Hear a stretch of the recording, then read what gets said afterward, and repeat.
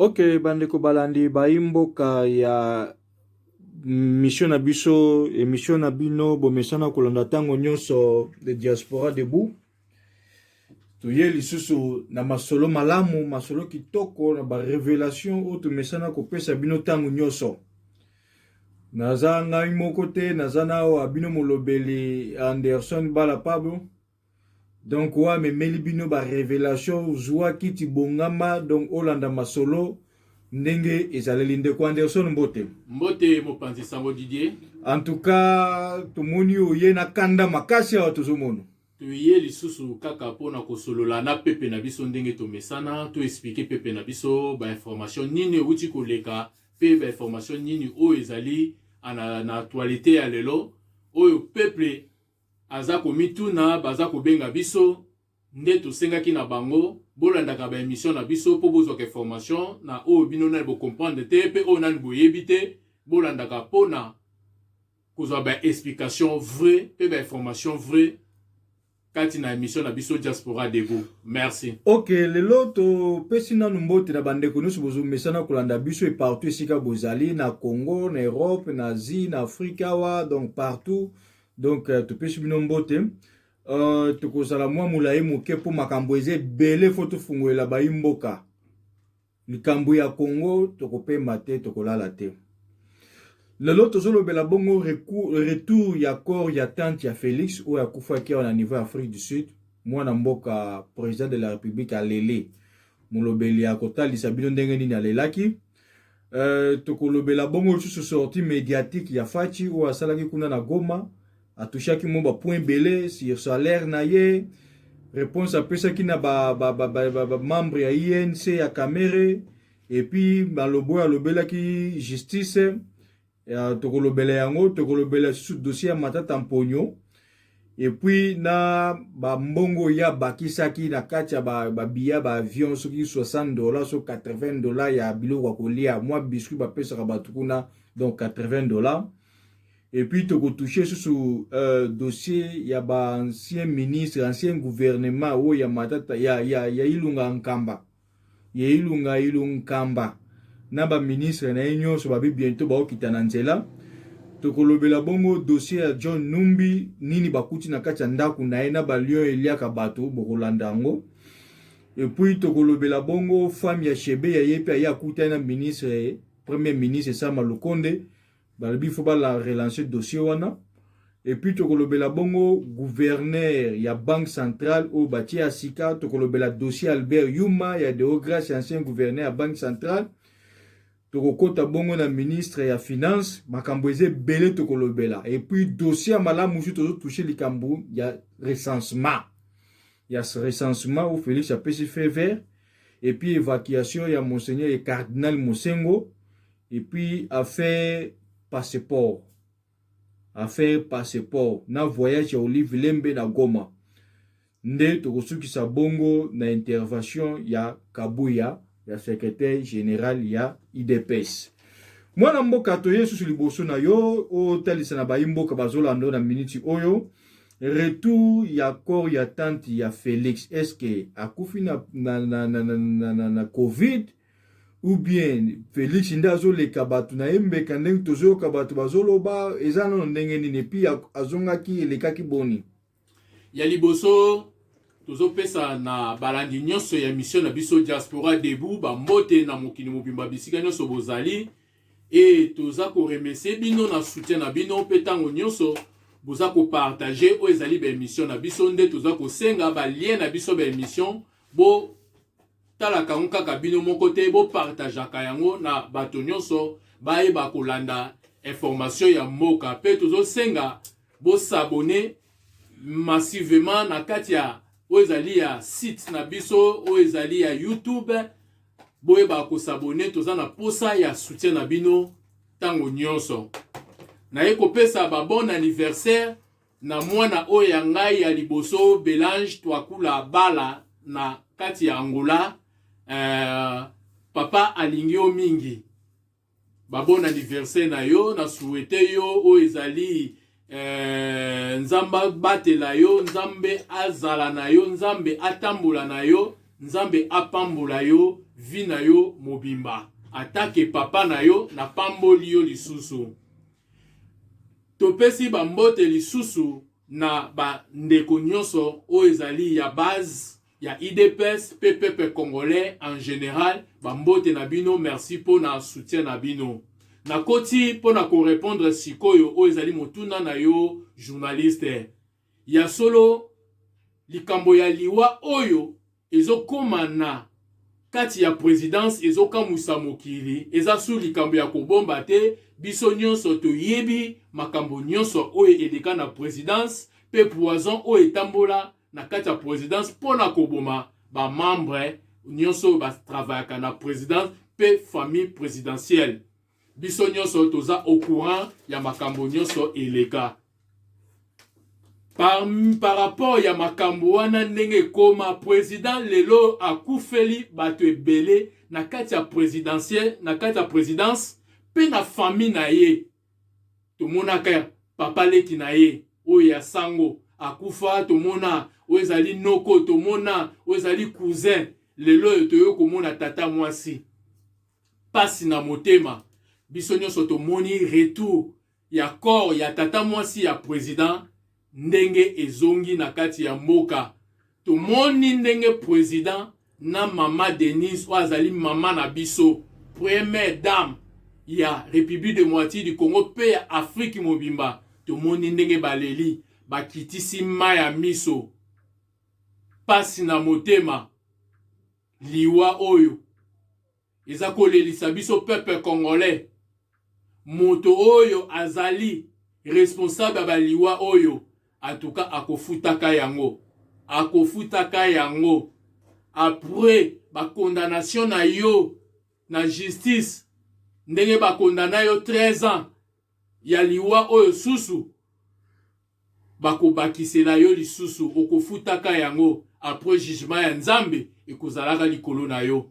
Pasi na motema maloba omboka wa yo mwana mboka toka to maloba te na monyo touché point moko bondi ozo chrétien kamere na boyi kotanga kombo mais na lobi peuple congolais à comprendre nani oyo azalaki responsable pe nani oyo azali responsable ya batu nyonso baza kokufa na présidence. Mais en réalité mama tante ya Félix abandosa na présidence te. Mais attaqué même famille présidentielle na ba complot na bango yango diaspora debout toye ko souhaiter o ezali ba mécondoléances na biso na famille présidentielle mobimba. Toza ko se compatir na bino parce que famille Etienne Tshisekedi, famille Tshisekedi bozali bénédiction pour na mboka na biso, pour na peuple congolais, pour na République démocratique du Congo. Oye touché bino et touché peuple congolais. Oye lelisi bino et lelisi peuple congolais. Likambu oye kosala bino pasi, seke kosala Congo pasi, peuple congolais pasi. Likambu oye kosepelisa bino, seke kosepelisa peuple congolais. Tozana bino elongo. Pasi na bino, famille Tshisekedi, eza pasi ya peuple congolais. Yango topesi ba mes condoléances na famille mobimba ya papa Etienne Tshisekedi, famille mobimba ya président Félix Tshisekedi Tshilombo, ba mes condoléances na bino tozana bino elongo. OK, mwana mboka tolandi bongo epesi pasi to souhaiter ba mes condoléances na famille nyonso présidentielle o bazolanda biso. Bon, eza likambo yaka, eza likambo pasi ya mawa. Toleki na poana mwana mboka. Tokomi na sortie médiatique ya Félix Tshisekedi kuna na Goma. Malgré ça là qui a on qui semaine passée mais ils ont ba point oyo ezo tambola na minute na réseaux sociaux ou tu peux te sepeli kolobele yango.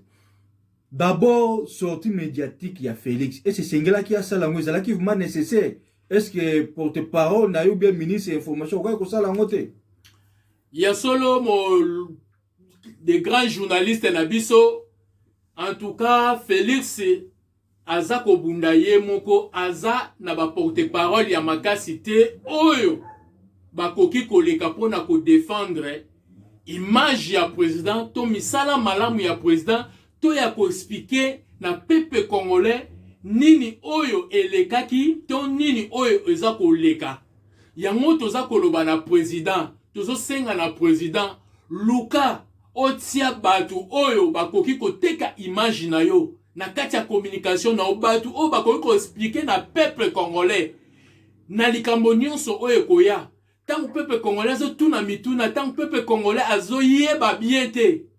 Il faut ozala na ba communicateur moko ya makasi oyo bakobana na peuple, oyo bakobeta na corps na peuple, oyo bakozala ko expliquer peuple citation nyonso, réaction nyonso, déplacement nyonso, pe entrer to sortir nyonso ya likambo nyonso ekoya na Congo na classe politique congolais pe na présidence bango bazala wana pona koteka image nao. Mais tozomona communication ya président eza ya kolala, eza ya kokufa, baza koka ko expliquer te. Yango ezo senga président ye moko alekaka na ba média pona ko expliquer to balandaka na biso balobeli ya président ndenge tozo ko défendre, tozo ko teka président, tozo ko expliquer na bato nde bato bazo so ba explication ya makambo susu na nzela na biso. Mais bato bazo so lifuta na bango oyo ba futa ka bango chaque fin du mois pona musala oyo banoma bango ya communication baza kosala eloko moko te. Yango nesenga ki président ye moko ifaki aleka pona koloba makambo ya motuya pona mboka na biso.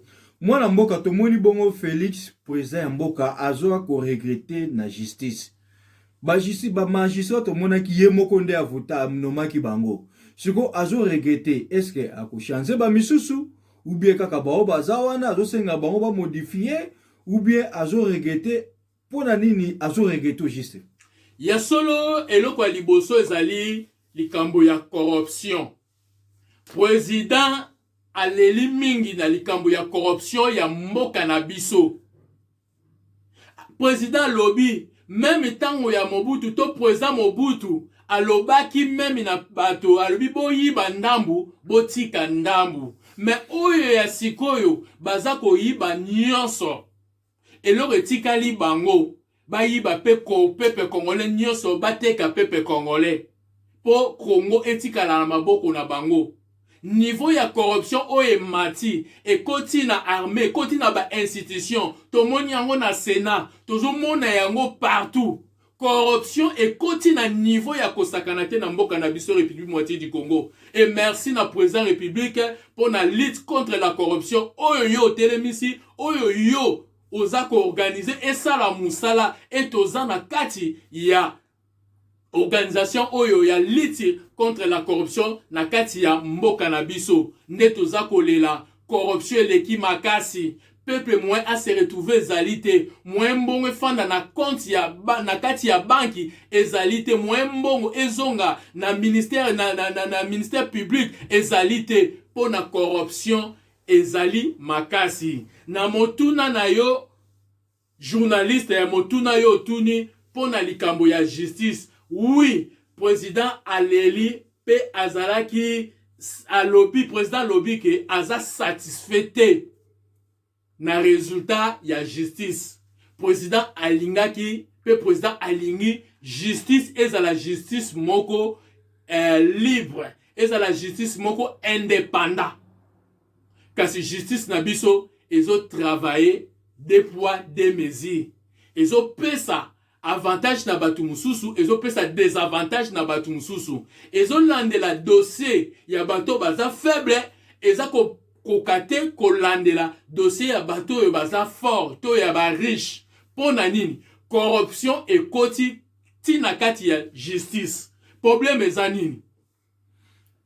IGF to ministère ya nini inspection o ezali ya finance ya mboka na biso. Soki ba auditionner compagnie to ba auditionner o ezali ministère moko boye ba bimisi rapport na bango ba kotisi yango na justice. Justice il faut interpeller ba konjuana to batuana ba ye na justice et justice etuni bango mituna ba fongoleli bango dossier ba sambisi bango. Na kati ya kosambisa wana ne bango soki baza ba innocent ba kolakisa innocence na bango.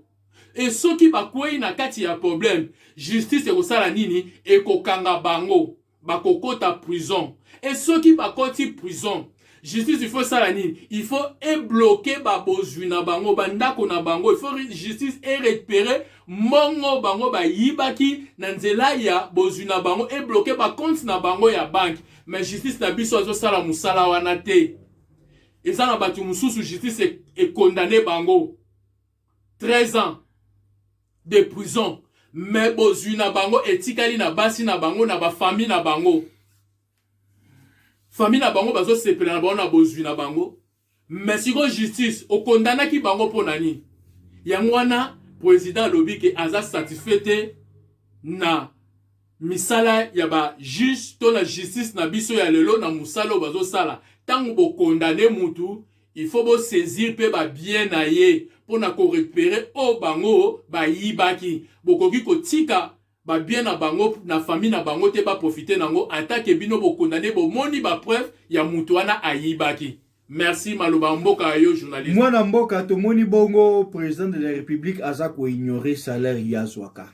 Na sortie médiatique a salaki alobi salaire na nga na hebi yango te pona kipaka yango te. Siko avivaka ndenge nini? Ya solo ezali kambu oyo eboti polémique na réseaux sociaux na peuple congolais partout batu nyonso baza komitu na ndenge nini président république akoki koyeba salaire na yete avivaka ndenge nini afandaka ndenge nini aliaka ndenge nini. En tant que biso balobeli ya président de la république, il faut to ya to expliquer peuple problème oyo po peuple a comprendre yango. Batebele ba comprendre yango te ba kotisa on kati ya polémique batu ba komi koloba n'importe quoi si dossier oyo. Président de la république ko vivre na ye ezala kaka pour na salaire te. Président de la république a vivre ka na balolenge toko koloba na bandenge ebele. Tokzui maison civile. O to bengi maison civile présidentielle. Oza maison oza ko tala kaka ko zwa soin ya président na famille na ye. Président pe akoko vivre na nzela ya maison civile. Président akoko vivre na ba o to bengi na ba prime. Na ba mission de service ba mbongo ebimaka. Donc président akoko vivre na ba mbongo wana ezaka ka salaire te ndeko ko sala ke président a vivre. Siko to koti na kati ya likambu ya salaire. Président de la République azali fonctionnaire lokola ba fonctionnaire nyonso. Mais président de la République azali premier fonctionnaire. Oyo salaire na bango nyonso utaka na fonction publique. Fonction publique tant que futaka ba fonctionnaire et futaka paye président de la République. Sikoyo, soki tolingi to yeba salaire ya président, il faut to kota to kende kotieke na kati ya fonction publique. Est-ce que fonction publique est organisa salaire ya président? Pour président ayeba salaire ne kota na combien? Soki fonction publique est organisa salaire ya président et kozala facile tant to kotieke to kota na kati ya fonction publique.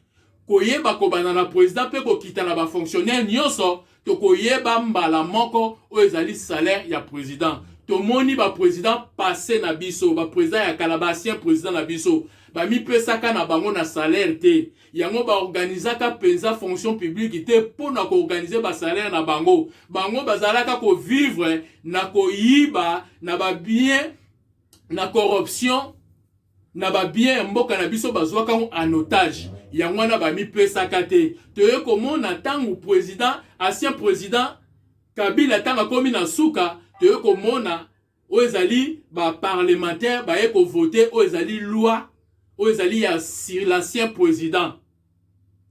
Pour na kotie la e $680,000 pour la salaire na ye. Mais bakoka ki ko organiser salaire ya président actuel te, président à place, président à fonction. Ne président azalaki na capacité vraiment te ya ko expliquer salaire na ye. Yango wana bandeko boye bake salaire ya président e utaka na organisation ya fonction publique ne ba organisaka ko banda na président ko kitape na ba fonctionnaire nyonso. Merci. Mwana mboka tolandi bongo boyebi malamu toyoki biso nyonso président salaire na ye ebimelaka wapi. donc tout comme makoki koyeba ngo tout comme makoki ne koyeba ngo tout comme ekoza l'important yebisa ngo bato na média tout comme eza nango na habilité na yete ya koyebisa bato na média bato mosusu bakende osala yango polémique ndenge bomesana. Réponse ya Félix na bamembre bacadre INC ezalaki boni ya solo eza président Félix ite mutu ajijaka to yende aza kopesa justice makambo ya kosala tomoni sortie médiatique ya secrétaire général Billy Kambale o ezali secrétaire général ya INC ba déclaration na bango o bango balobaki que ya liboso bakotosa nanu ba mesure barrière te o président a animi kokotisa na mboka na biso po na COVID-19 o ezali maladie ya corona bango bako organiser ba manifestation moko ya makasi contre justice et basengaki na ba cadre na bango nyonso na ba membre na bango oyo baza na kati ya union sacrée oyo baza na kati ya parlement to ba oyo baza na kati ya gouvernement ba siéger sous te ba bima. Merci parce que ba cadre na bango ba boyaki ba décision wana yango wana président ye moko azui maloba pona koyebisa bango quelques membres de INC jouaient avec le feu. Ils jouent avec le feu. Bazako jouer na moto. Bazako jouer na moto. Bazako luka manji. O biso ba kongole to lobaka. Bazako meka manji. Il fallait ki botia maloba na bino na acte na ba action ne bonga bomo na réaction ya biso nanu base IDPS balobelia président de la République après bonga ki bomo na réaction ya président. Merci na président parce que yomoko o l'équipe na ko répondre et maloba oyo elingi ko lakisake oyo nyonso akoze na kati ya INC akokutana na président na nzela na ye. Et kaka président te mais peuple congolais. Pe kaka peuple congolais te base bana IDPS na nzela na bango. Pe biso yo ba défenseur ya président république. O nyonso akoze na INC to membre nyonso to ya kata union sacrée o ako oser. Bako kutana na biso na nzela na bango. Merci malobomboka yo journaliste. Ok mwana mboka tolandi biso nyonso ba imboka ndenge mulobeli alobeli biso. Ma dossier matata mponyo 144 millions de dollars lisusu. Yango matata mponyo ya zala ine kaka ministre ba détournement. 144 millions lisusu. Tolbete no lisusu la 144 millions après trop compte à 80 dollars ya manutention. 144 millions zala ki ya nini? Suppose moyen déjà ba livrer na justice. Coup de chapeau na ba sénateur. Quand même boyoki kulele ya peuple. Mwana mboka malobe pa na yo. Merci na journaliste. Tozo koloba soki Sénat est livré matata mponyo lelo. Ezate pona ba sénateur conscience na bango esalite. Eza pression o ezali ya peuple congolais o ya sali na bango. Eza pression maloba ya président ndenga regretter na corruption o ekotiti na Sénat. Na ba sénateur bazui mbongo bandimi ba protéger o ezali ndeko na bango mutu na bango o ezali complice na bango matata mponyo ba pesi peuple congolais mo Congo ne omoni maloba ya président e bangisi bango réaction ya peuple congolais po peuple congolais komi akomaki prêt ya kokene même na référendum pona kosenga na président a dissoudre kaka o ezali Sénat wana nde omoni tangu procureur ba saisir lisusu o ezali bureau ya cour et bureau ya Sénat nde omoni ba membre nyonso ya bureau ya Sénat ba fani ba moni ke baza suna choix te baza suna makasi te baza suna eloko ya kosala te esengeli kaka ba pesa o ezali matata mponyo nde omoni bandimi kolongola immunité na ye pe bandimi kopesa ye na justice. Neto moni lisusu o ezali ba rapport ya IGF o ezali inspecteur ya finance na biso rapport na bango susu babimisaki ya 140 millions de dollars. Yango batu oyo mite ya mabe ya boye pona nini bino bosala makaka po boyibaka ba millions po boboma peuple congolais bino bokanisi biso toyaki kotika bino na mokito aka kotika bino te. Boza na mawate na biso te, boza na souci na biso te. Ndeko journaliste, peuple congolais, peuple diaspora debout bozolanda na mokili mobimba boyoka. Mbongo pe bozunion so matata ponyo. Soki tolobi to sangisa yango. Ya aéroport. Ya 1000 écoles. Ya ba terrain municipality. Ya Bukangalonzo. Nyonso soki tolobi to kangisa yango. Matata ponyo ko sala budget ya mboka. Matata ponyo kaka mbongo matata ponyo ayibi ekoki ko sala budget ya mboka na biso. Eza ba milliard na ba milliard.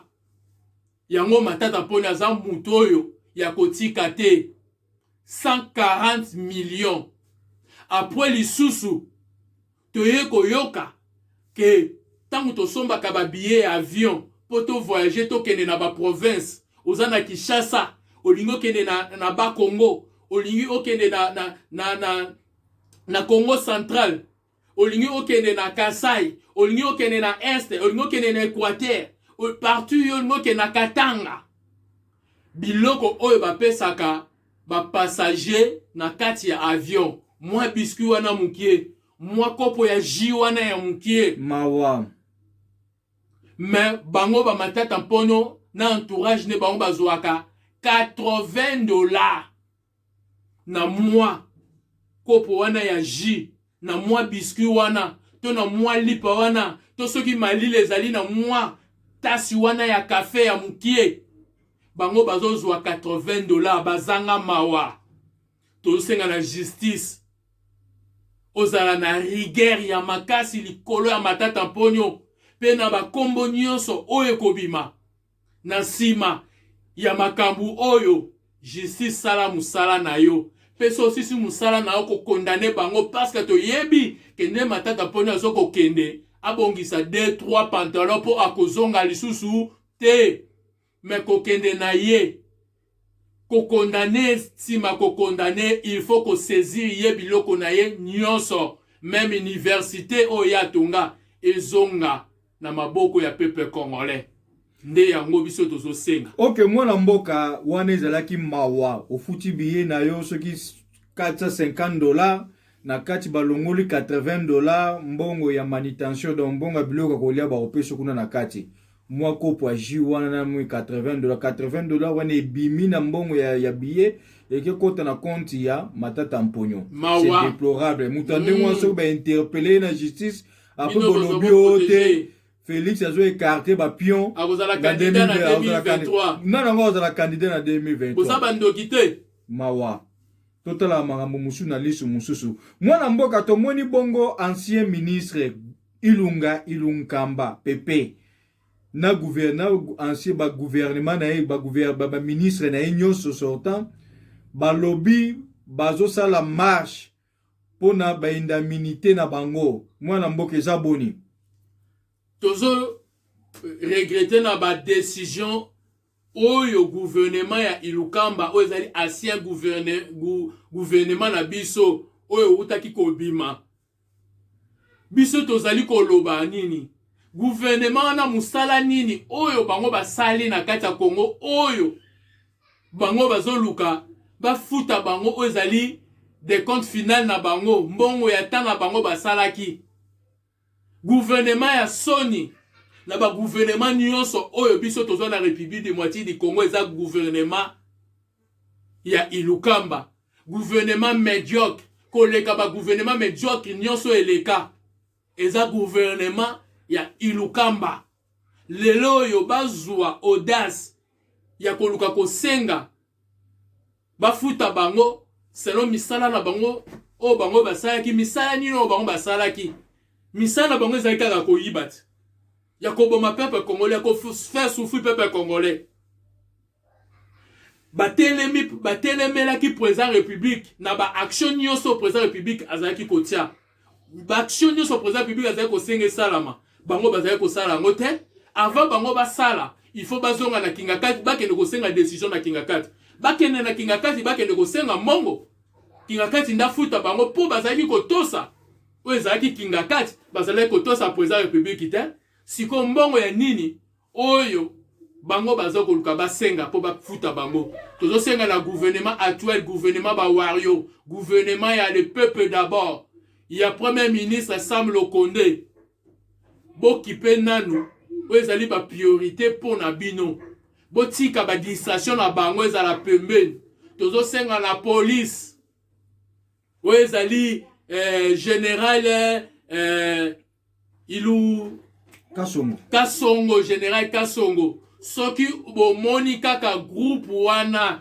na nzela bagute pe gaz ya mauve bazwa yango bagute yango po bazali mais eza droit na bango quand même bazo réclamer eza droit ya bato basali musala ndenge sengeli bato basali musala positivement mais bango négatif na négatif bango ku babomi Congo na tana bango souffrance et mati makasi peuple congolais leli basaleli peuple congolais l'autre côté général Kasongo balela gaz kaka. Ok, moi na mboka tomoni bongo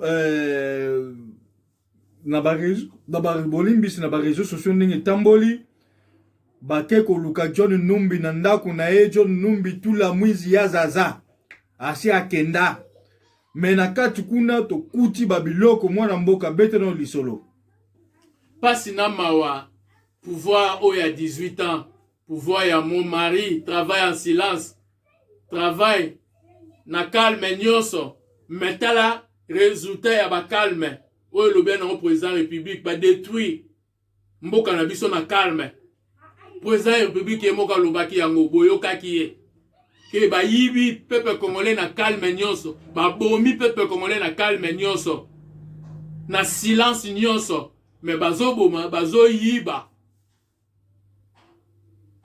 na rapport oyo ya service ya renseignement ya mboka na biso to na rapport oyo ya service ya sécurité ya mboka na biso bazalaki na yango ke na ndako na résidence ya John Numbi kuna ezali na bibundeli na ba arme lourde na ba bombe yango esengelaki ke armée na police bakita kuna pona kosala checking tango baye kokita na ndako ya John Numbi peuple congolais peuple diaspora biloko oyo bamoni kuna bake kokuta kuna oyo babimisi kuna eza mawa komona ke batu oyo babomi mboka na biso tamolai e babomba biloko ya minene oyo bazalaki ko préparer nango coup d'état oyo bazalaki ko préparer na yango tolo ba coup d'état na bazalaki ko préparer assassinat nyonso bande ko sama na bandako na bango nzambe aza bolingo abimisi bango na puasa tomoni ba bombe ya makasi tomoni ba arme lourde ba munition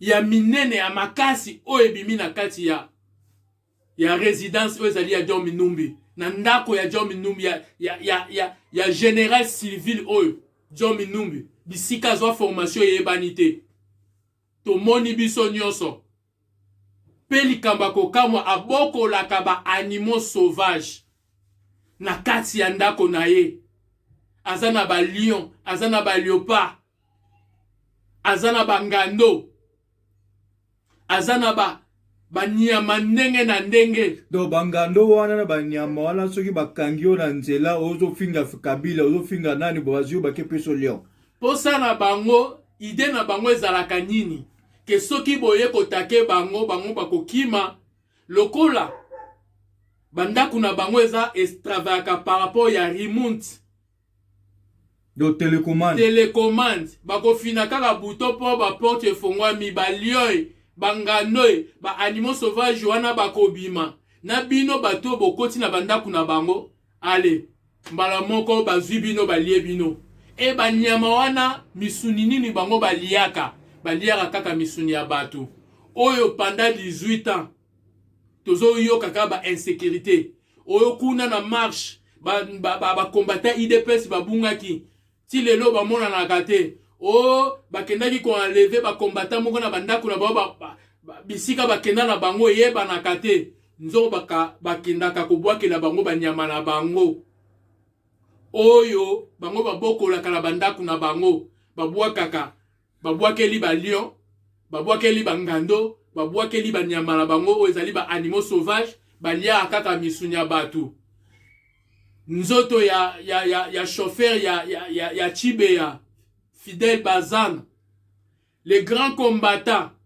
Ama Matungulu banzoto na bango ekenda wapi lelo toye ko comprendre ke babwakela kaka banyama na bango babokolaka musala na bango yango wana nde tomoni descend ya armée na biso pe ya police na biso na résidence ya John Numbi ne bakuti biloko oyo ezali ya makasi ya danger kuna topesi merci na bagarde nyonso bazalaki ko surveiller ndako ya John Numbi oyo bakendaki ko saisir oyo ezali armée to police pona kopesa rapport ko expliquer pe ko lakisa bisika oyo bibundeli oyo nyonso John Numbi abombaka na résidence to na ndako na ye.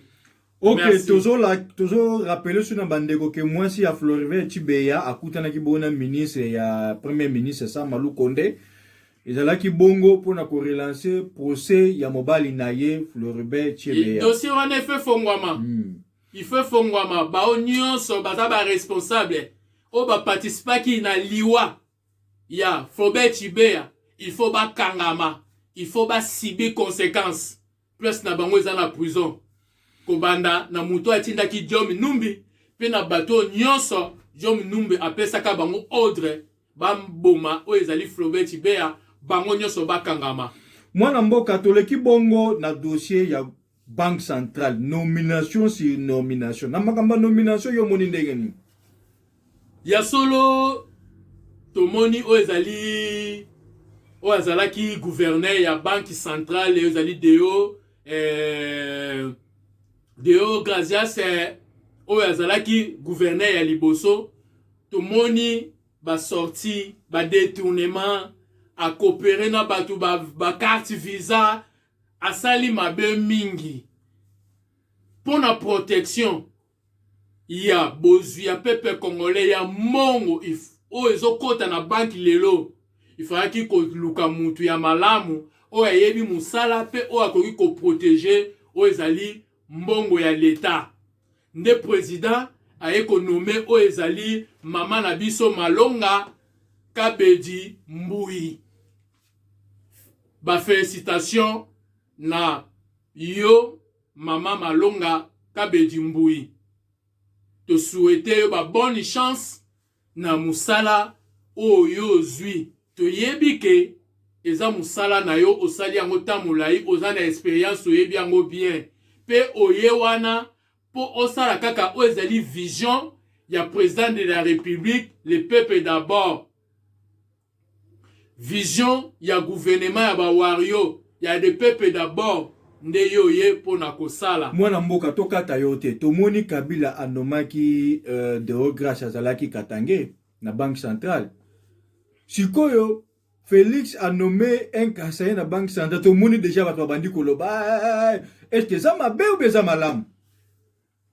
Ya solo ezana batu oyo baza bata mauvaise foi o balingaka ko politiser makamu nyonso o balingaka ko manipuler peuple na ba réseaux sociaux mais to si to yebi bango biso to yebi saki président lukela biso ba oyo baza ba compétent ba oyo bakoki kosala musala c'est leur vision na yo makambo ya tribu etali biso te biso peuple congolais tozali peuple congolais ini biso nyonso ba congolais président mutu nyonso yo moni akokota na vision na yo oyo akosala malamu pona peuple congolais asepela yende mutu yo konome lokola yo onome mama Malonda Kabedi Mbui biso toza sima na ye pona ko soutenir ye pona ko lakisa pe ko teka misala malamu ye akosala kasi soki ye akoya na vision za ya président ya de peuple d'abord te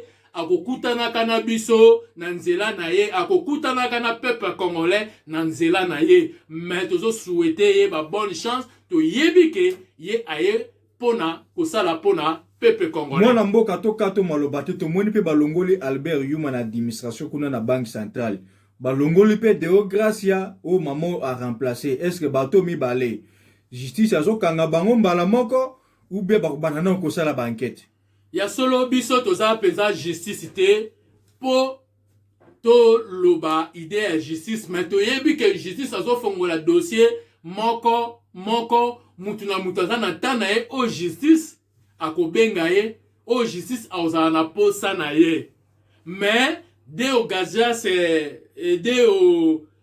Gracias oyo asali misala mabe mingi na kati ya banki na biso. Pe topesi merci na président ndenge alongoli Albert Yuma. Parce que yango Albert Yuma oyo ba poste nyonso ya makasi ya makambo etali mbongo ya mboka na biso ezalaki kaka ye. Tomonaki azalaki administrateur, directeur na Jekamin. Ye kaka nde azalaki administrateur na banque centrale. Ye kaka lisusu na kati ya FEC. Ye kaka lisusu. En tout cas, bato ba yibi mingi na mboka na biso tana bango esili. Merci président parce que longoli Albert Yuma na administration ya banque otieye pembeni. Pe un nouveau gouverneur na biso azali madame aza accompagné na deux vice-gouverneurs oyo ba sénateur oyo ba ko travailler na ye. Tozo senga na mama Mbui oyo ezali Malonda Kabedi Mbui cheke ba sénateur wana bien tala bango lisu likolo ya lisu ba travailler bien parce que Sénat wana baza bata confiance ite baza bato balingi corruption baza bato balingi mbongo benga komona mbongo te baza ba miyibi cheke ba utolobi te ke des sénateur wana bango pe baza ba miyiba yiba te nde to sengi kaka na mama Malonga cheke bango tala bango surveiller bango pe ba sénateur bino bokota na vision ya président bo travailler po mboka na biso etambola malamu. Ok, tokomi bongo na suka tobandi kokwea déjà na suka mwana mboka tokopesa pe quand même ministre des finances ba coup de chapeau na ye ba fleur maboke mambe na musala za kosala bongo te. Ya solo ba félicitations na ministre ya finance oyo ezali kombo nani na bosani Nicolas Kazadi.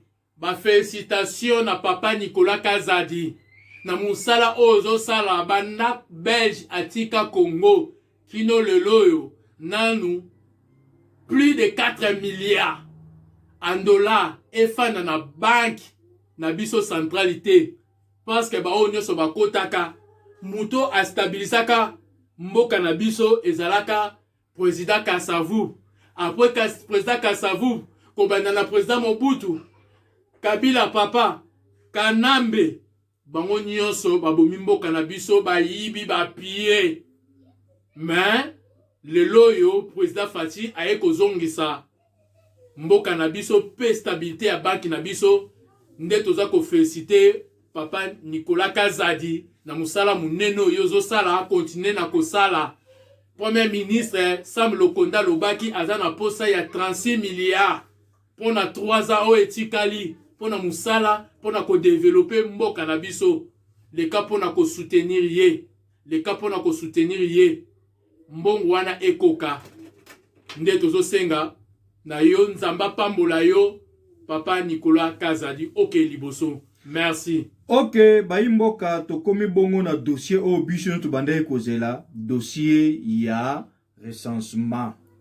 Mwana mboka recensement oyo ekozala ou bien kozala te au juste. Ya solo journaliste waneza mutuna ya peuple congolais en général baza kotuna mutuna oyo recensement ngwe ko banda mukolo nini tokozwa carte d'identité mukolo nini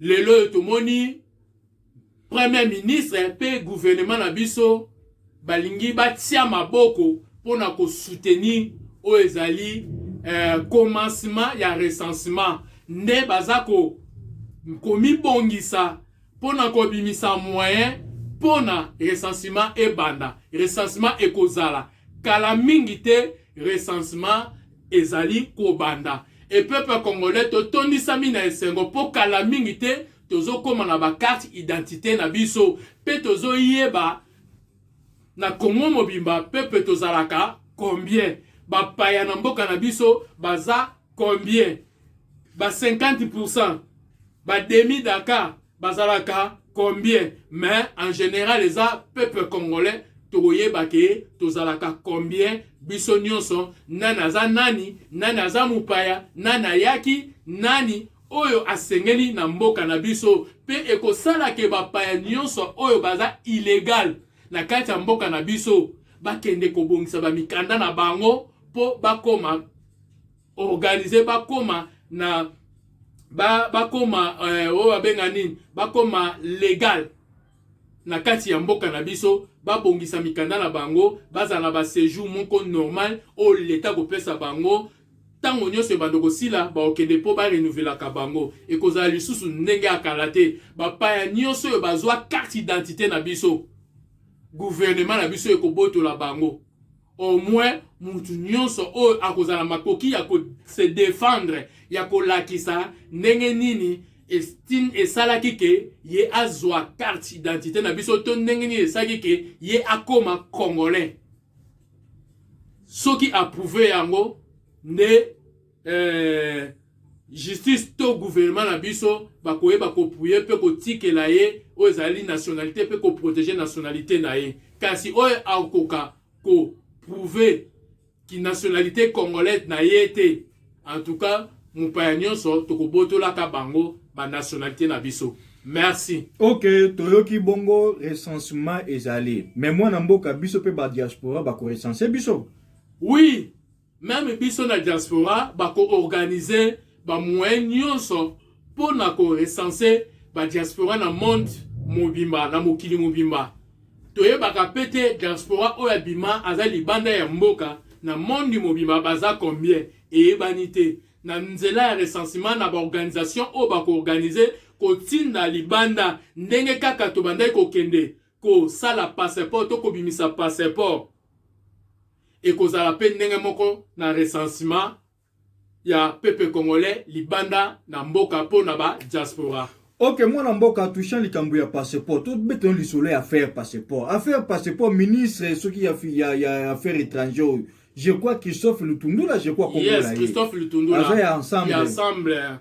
Problème est ani no juste il le passeport libanda zo bimate, ba passeport na Congo. Ezo kita prité. Donc ezani no juste. Tozo mettre en garde na batu nyonso ensemble na Christophe Lutundula, ministre ya affaires étrangères. Ne nazo senga na président. Ministère ya affaires étrangères fake ezale pa na yo moko. Eza ba ministère moko ezali irrégulier, eza ba ministère moko ezo peser, eza ba ministère moko ya minene oyo esengeli ezala kaka na epai na yo edependaka na yo président république. Okokaki kopesa yango na bato ya ensemble te. Bato ensemble baza deux poids deux mesures, bazali mbeli ya minu mibale, bazali ko travailler na hypocrisie. Po bazali ko préparer ozali candidature na bango na 2023 po bango pe bazala ba président ya mboka. Yango na moye basala malamu ezali te. Sikoyo bazali ko bebisa réputation na liboso ba diaspora, liboso ya ba congolais nyonso bazali na étranger. Même toyoki na kati ya Congo pona ko bimisa passeport, président yo kitisaki yango tiango na $99. Mais lelo yo batu bakomi ko koma tina ba $150. Soki mutake na moyen normal bako étouffer ye, bako aider malamu te, bako négliger ye. Po mutu bazwa ba dossier na ye balande na makamu na ye normal, il faut abakisa $51 et comme $150 po basala ke passeport ne ebima na lombango. Président tala likambo oyo, ministre ya affaires étrangères au président pesa ki yo confiance Christophe Lutundula, ozolo belo côté ofandi na yo kimia biso tozo mettre en garde tala likambo ya ba passeport na kati ya Congo pe libanda ya Congo ne tozo senga na yo leka osala botika hypocrisie na kati ya gouvernement o eza gouvernement ba wario gouvernement toza gouvernement ya le peuple d'abord ya peuple congolais oyo peuple congolais tie espoir na nyonso na diaspora libanda kino lelo lisolo ya passeport ezobeta mate tozo yeba te nini ezoleka communication ezate entre ambassade na peuple congolais surtout ambassade na biso ya Afrique du Sud na peuple congolais communication ezate ambassade to ambassadeur akoma ennemi ya peuple congolais tozo senga na gouvernement ya wario pe na président république botala bolandela likambo ya ministère ya affaires étrangères. Ok, mwana mboka toleki bongo na évacuation ya Mosengo. Est-ce que kufi to aza na bomoyo? Mosengo Pasinya o to bengi Monseigneur Mosengo. Laurent Mosengo Pasinya. Laurent Mosengo Pasinya aza na bomoyo akufite kasi azali gravement malade. Neto zozongisa conscience ya Monseigneur Mosengo ezonga na nzela. Omoni bonne foi ya président république malgré bo trahi eta molai bo trahi IDPS bo trahi peuple congolais Monseigneur Mosengo trahi papa Etienne Tshisekedi na conférence nationale oye na 2019 awa olobi chance loko pamba mutaganyaki président mutaganyaki ezali Fayulu mutu aganyaki mais président Nabiso azali mutu mutema munene tango ayoki ke papa Mosengo azali gravement malade azozwa lokola papa Etienne Tshisekedi ava a évacuer obima libanda ya mboka ye moko aye atali yo amoni etana yo ezalaki mabe mingi ezalaki très urgent esengelaki obima nde apesi permission a signer oyo ezali article ordonnance pona ko zwa soin na yo ko évacuer yo obima libanda ya mboka okende ko zwa soin ya malamo tomoni na 50e anniversaire ya mon mari ya ba mapaso babotama ba vie différent et salamate na monde tomoni ozaki ko senga babondela pona président na bino président na yo Kabila Kanambe ya bino ya FCC ya PPRD mais lelo yo okoyi malade kaka président oyo bino bozaki ko bundisa kaka président oyo bino bokota ba complot bosala ye mabe bosasine ye kaka président oyo bino bozolinga bosala ye mabe mwana mboka tokata yo te quand même tala bolingo la kise pana mutazo kende na kokufa il faut ba otale quand même mais il faut otale ici sous mabe ya salaki te il faut que sa conscience ya bato na nzela tant mususu ko rappeler oyo eke ko tinda na repentance abongo la mutema ya solo ayamba Yesu Masia lokola mokompo mobigisi a dévoiler ba seke ba complot na bango o baza ko sala contre président république contre peuple congolais et koki ko tinda e yango na photo rappeler yango photo lobana na ndenge ya mabete Monseigneur Mosengo za papa na biso tokoki kozala contre yo te pe tokoki kozala na haine likolo na yo te mais tolakisi kaka mauvaise foi oyo bino bolakisi liboso ya peuple congolais liboso ya IDPS liboso ya président république Félix Tshisekedi ba complot ya mabe boke po na ye tala lelo yo président Motema Malamu atangeli yo mabe na yo te atange bino mabe ba na bino te mais a permettre yo o que nous avons soin na lombangu pour santé na ezonga pour ba séjour non na mokili vie ya mutu simbami na maboko ya Nzambe et simbami na maboko ya moto te pe Bible tindi biso to tangela binemi na biso to zongisela bango bambeba na bango te to venger te parce que vengeance eutaka kaka epai na Nzambe yango wana président sali. Merci président Fachi olakisi ke oza mwana ya nzambe. Mwana mboka tosukisa bongo na voyage ya Olive Lembe na Goma. Qu'est nous cache cette voyage, ce voyage? Ya solo mama Olive mawa mingi po na mama oyo. Pona ni na lobi mawa mingi. Aza mama oyo azo mene vie na défi, vie na conquérance. Ye azo kanisa ke ndenge azo mene vie na ye na défi to na conquérance. Eko sala ete ezo sali yo lisusu. Mama Olive pepe Congolais ba yebi mabe o nyonso yo sali. Pe na pouvoir na bino ya 18 ans mabe o nyonso bino bosali. Pepe Congolais akotikalaka kobosa na yango te. Même pepe ya este oyo ke kotala.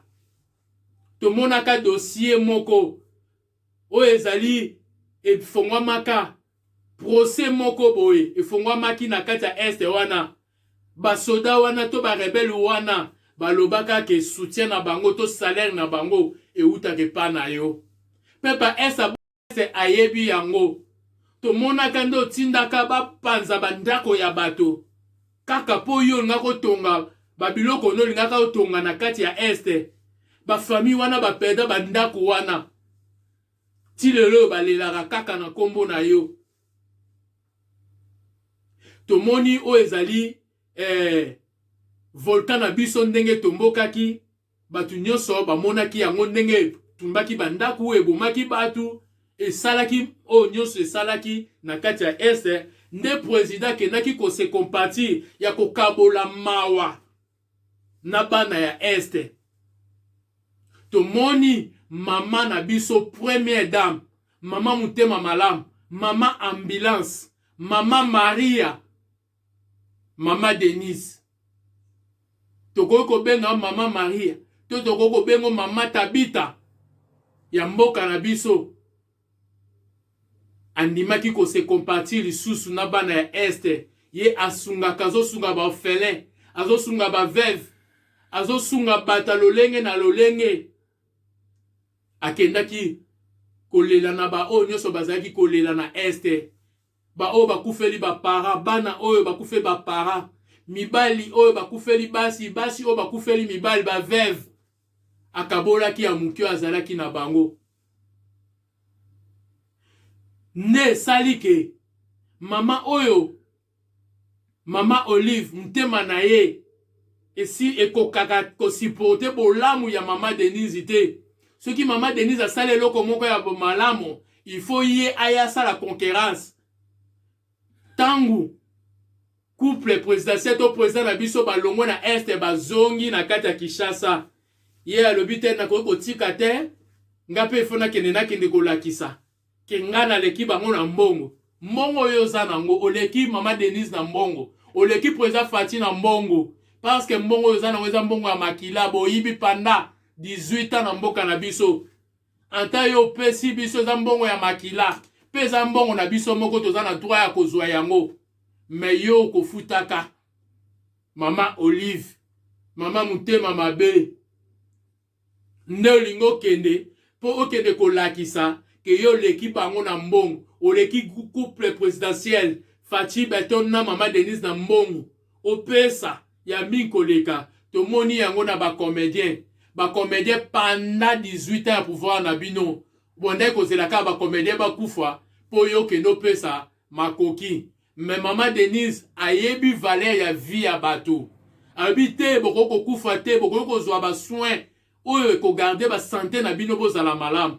Mama Denise azui ba comédien en charge.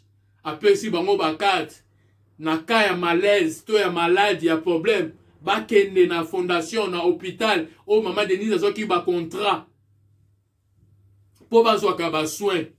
Mais mama Denise lokola azana makoki ebele makasi te mohe azwa ba comédien nyonso en charge ezalaki te abanda kozwa ndambu e abanda kobakisa tangu ba partenaire na ba actionnaire babanda ko bakisama na kati ya fondation na mbongo ezomata nde akobanda kobakisaka nombre o ezali ya ba comédien na kati ya fondation na bandozwa bango en charge.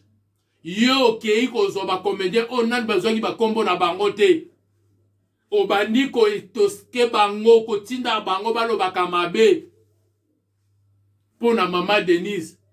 Soki lelo mama Shako akufi ezali faute ya mama Denise te, mpo mama Denise aza motema malamu azwaki ye a charge et ifalaki mama Shako azwa soin na lombango. Problème eza na hôpital wana toyebi te nini elekaki. Eske jour wana mama Shako akendaki na hôpital wana bazalaki trop chargé te, bazalaki na bato ebele te, nde esengaki bazwa mama Shako na reta po esengaki eta mosusu ekozala bato bayaki ebele liboso ya mama Shako nde bakokaki kokata bato wana te po bazwa kaka mama Shako nde esalaki kepesi reta toyebi te. Eske eza na bato bakendaki kofinanse hôpital wana te po banegligeaka bacomédien nyonso bakoya na carte oyo bazodépendre na mama Denise po mama Denise akoye na problème nde yango lelo mama Shako akufi toyebi te. Point d'interrogation. Mais na lisu likola lisu tozo comprendre par rapport ya bacomédien o mama Olive aza kotinda baloba mabe na mama Denise toyo comprendre que eza na bato bakenda ko financer na hôpital wana pona ko négliger bato nyonso bakoya na carte ya mama ya fondation ya mama Denise nde toloba na mama Olive nyonso yozo sala eza nango pamba zala na yo kimia zela tan na yubino tango ekokoka tango justice kobenga bino par rapport ya mabe o bino bosali na peuple congolais bokende kosamba. Merci malobomboka wayo. Ok, mwana mboka tokomi bongo na suka topesi baimboka baebalandaki biso topesi bino longonya. Merci mingi na confiance bopesaki biso na temps bo disponibilizaki po na biso. En tout cas, bo zoba émission na biso bo partager yango bandeko bayoka bo landa yango do ekosala biso malamu lisusu mala kitoko koleka. Maloba suke pa na yo molobeli. Merci na balandi nyonso ya Pepe Diaspora ndenge tolobaka mboka na biso euti musika lelo ebimi na libulu lelo eza komata mukie toza kozela rapport ya gouvernement na fake po na makambo ya prix eza ya solo soso eza kokita $10 Thomson mipanzi masango biloko nyonso eza kokita peuple congolais bozala mitema kokita po biloko nyonso eza deja nde tozozela rapport ya suka ya gouvernement po bapesa prix fixe yango pe biloko ebima na marché peuple congolais asepela. Nzambe apambola mboka na biso République démocratique du Congo ya Mouze Aidi Nabala oyo aza père ya Réveil mboka na biso, papa Etienne Tshisekedi oyo aza super héros national, mama Marthe mama national ya mboka na biso tobengi mamu national. Biso sima na bino tolingi bino mingi tokutani na mbala sima. Nzamba pambola bino. Bye, merci.